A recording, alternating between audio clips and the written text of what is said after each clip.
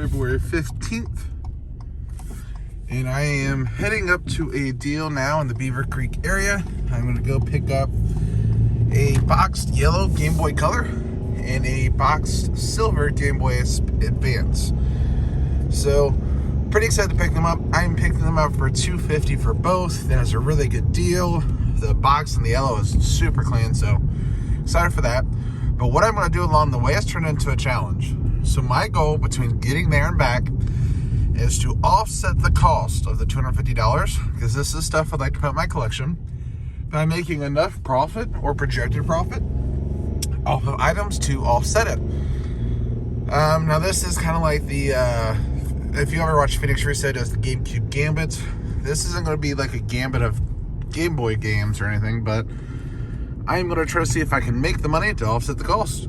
So come along with me, stay tuned, let's see what happens.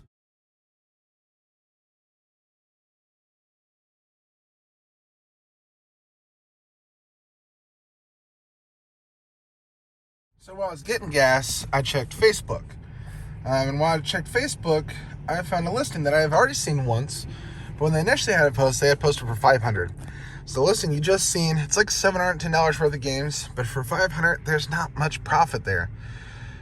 Between taxes and fees, I think it's $725 in games. So let's say I sell it for $7.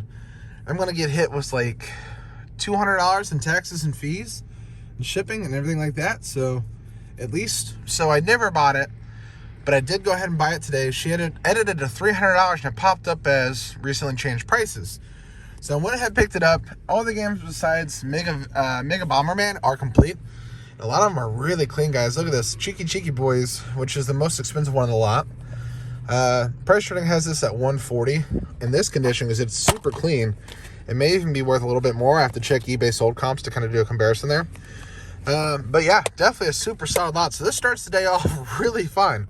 So let's say it's probably about $725.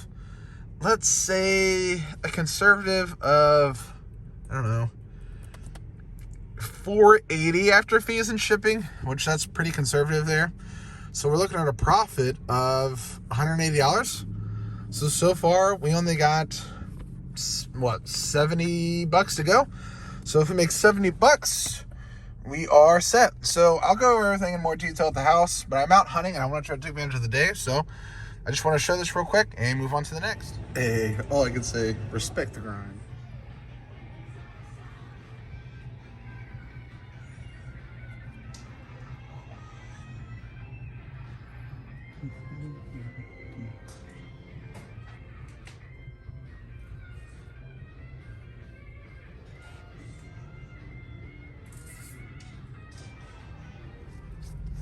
Okay, Awesome Plaza for me, it's got Cash In, which is a pawn store, Maverick, which is sports cards, and then GameSwap. So awesome little plaza here.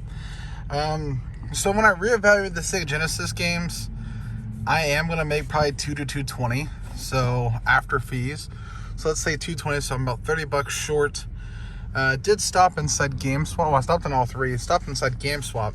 And I'm gonna show you the two games I'm for sure keeping. So these aren't part of the challenge, but I'll show them here. Friday the 13th complete box for $75. And WWF Attitude complete box for $25. Now the one game that I'm for sure selling, I ended up, because I did a bundle deal, ended up getting this at no cost. World Heroes. I just missing manual, but missing manual I'm probably gonna get about $20. It's 2025 missing manual. So let's say, because that one I'll probably sell in like a Facebook group. Let's say conservative 15. So let's say we're at 235 now. Now here, technically I could end the challenge. This is Kodeka. It is a PS1 game. It is missing its manual. I'm not gonna lie, it's missing manual. But this in complete shape goes for about $250, all the way up to about $350. There's sold listings of just case and disc in good condition that go anywhere from about $175 to about $250. So realistically, this could be case closed because my profit's there, but I don't know if I'm going to keep this or not. So what I'm going to do is, at the end of the day, if I don't hit the collection, hit the goal I'm trying to hit, I will probably sell this. because I want to complete the challenge. But if I hit it, which I'm only $15 short, I'll probably keep that right now. I don't really need to be spending this much money on collection pieces, considering I'm going to buy collection pieces, but I couldn't resist. I couldn't. So, I'm near the guy's house. I may go buy the stuff now, depending on how close he is. But I'm going to for sure hit some more pawns and thrifts. Stay tuned, guys. So, 2 quick updates. One, check the receipt. So, eventually, what I did to try to get that game free at GameSwap was I asked if he was negotiable on Friday 13th. He said sure, and tried to knock off the price of that. He didn't actually adjust the price, so can't factor that in because it's not going to be profit. So, I mean, Kadeka would be profit, but I'm at 220 easy. So, first, a little out of breath, I just got it back in the car. I bought this box and Nintendo insert only for $80. Super clean. Just got to find a cart and manual. But here's the 2 Game Boys. This is the Platinum Edition. And the yellow is super clean. The system is definitely sick. Paid $250 for both. We're currently sitting at 220 profit conservatively. If we were, I probably could stretch and hit 250 profit on that, but we're going to do 220 conservatively still. And then keep in mind, guys, Kadeka would hit us over the profit, but we're still going to hold on to that. So get about $30 to make on the way home. Let's see if we can do it. Also, one last thing I meant to say, just another example of a tip, guys. So for example, this guy who I bought the systems off of is a reseller like me and a collector like me. Yet I still got a deal where I was comfortable and excited for what I was paying for what I was keeping, and he was too. So I know a lot of people, they see resellers as like competition. Well, I mean, technically they are competition, but at the same time, guys, that doesn't mean that you can't work deals with them. So for example, I bought all that stuff off him. Maybe he buys stuff from me, but either way, you don't look at your competition as like an enemy. You can have friendly competition, but I mean, most resellers are pretty cool people too. So don't ever hesitate to try to work with resellers or do deals with resellers, especially because they understand the aspect of like fees, shipping, hassles, things like that too. So resellers sometimes are just as willing to take some good cash deals. Like he said, he was considering listing them up on auction on eBay, but I offered him $250 because he initially had them for $300, and he said, yeah, that works fine for me. And he was a cool dude, good deal, had a pretty sick collection too. I don't like showing off people's houses. I went to his house and showed his collection, but I didn't want to record it, so definitely sick, man. Just like I said, don't necessarily count on competition as not being able to give you good deals, because for the example in the future, I may buy more of them. But stay tuned for more, guys. So we've accomplished the goal. I just tried to hit a place that looked pretty cool. It's called First Rate Secondhand. It's supposed to be open until 5. It's 3:50 and it's closed. I went to a pawn store, I think it's called like Rich's Pawns or something like that. I got this stack of games. The only one I'm flipping is Back to the Future. And as you can see, they all have a price tag except for Back to the Future. I took it to the counter and I said, hey, I'll take these 3. But you go ahead and do $5 as well in the Back to the Future. He said, sure, why not? So I picked that up for $5. After shipping and fees, I'll be like $13 into it, and I'll sell it for $40 with a profit of $27. Add on to the $220 we initially made off the bottom line. $227 we'll make on that Sega Genesis lot.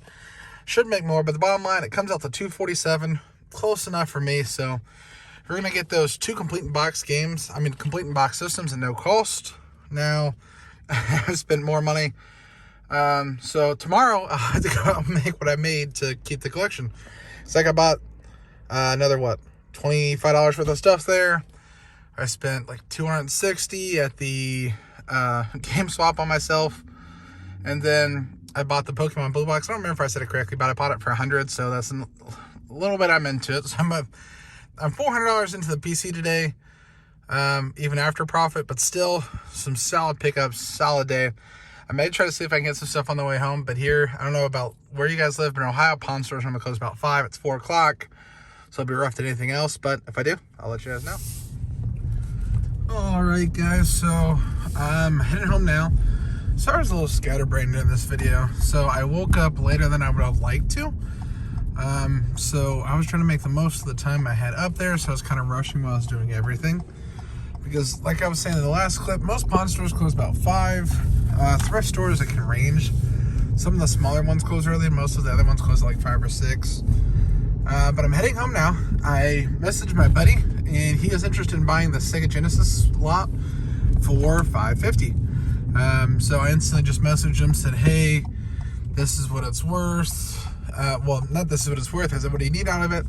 He made a list of games, and I was like, you can have all this for that price, or for $550 you could take all the Sega Genesis games. And actually I tossed in the 3 PS4 games that I got in the last clip besides Back to the Future, which were Shenmue 1 and 2, The Invisible Hours, and Mafia, the Definitive Edition. So with all those, I am getting the $550, so I am breaking even on the Sega Genesis lot and making $250. Now that $250 is to offset the cost of everything I got when it comes to the 2 complete box systems. So I broke even on those and have nothing into them. Now I did spend more on myself today. I'm probably going to keep the Back to the Future game. It is like $40 to $45, but I really do like Back to the Future. I downloaded the game forever ago, and I think I still may have it digitally. If I do have it digitally still, I may actually sell that. Because as cool as it is, if I already have the game, I'm not that into collecting it, considering it's like $40. Keeping the Friday the 13th. What else did I grab today? Oh, obviously Kodeka. As of now, I'm keeping that too, so that's more cost, but not too bad of a day at all. I ended up basically getting 2 complete box systems at no cost. So I'm going to try to do more challenges like this where I go to buy something and I try to offset my cost along the way. The thing is, when I buy PC like those complete box consoles, I'm trying to make sure I get a deal still. I don't want to pay retail, so it'll be hard looking for a deal and something where I can kind of venture like that. But let me know what you guys think. Like I said, I apologize. This video's a little scatterbrained, so I'm actually going to treat it as a bonus upload. Typically, I upload every 3 days, but I'm going to go ahead and upload this one the same day it takes place. Let me know if you try to do similar things when you're collecting, and let me know what you guys have been picking up. Stay tuned. Put it out the coupe at the light.